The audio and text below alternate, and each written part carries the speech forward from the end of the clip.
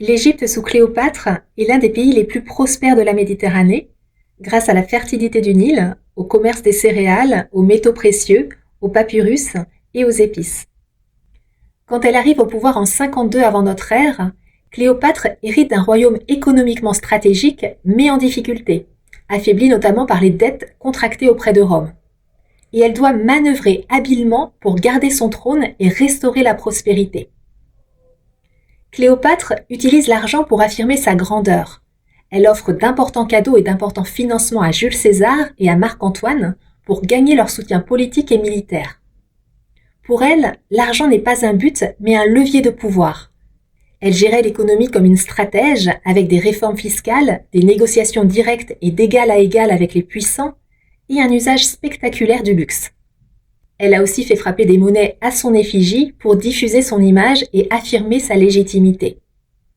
Elle avait du pouvoir, de l'argent, de la culture, de l'influence diplomatique, et elle commandait des armées.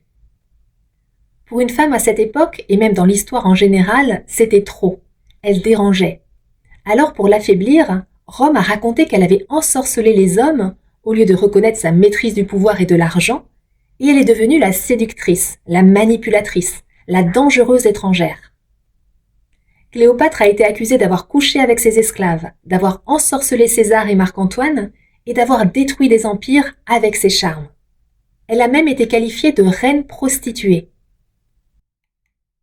Mais tout ça, ce sont des récits écrits par des hommes puissants qui ne supportaient pas qu'une femme puisse exister sans leur validation. Sa sexualité a été utilisée comme une arme contre elle pour détourner l'attention de son intelligence politique et de son génie stratégique. En fait, Cléopâtre est un symbole de la manière dont le patriarcat discrédite les femmes puissantes. Quand une femme réussit par l'intelligence, elle est accusée de manipulation. Quand elle assume son pouvoir, elle est dite dangereuse. Quand elle maîtrise l'argent, elle est qualifiée de vénale.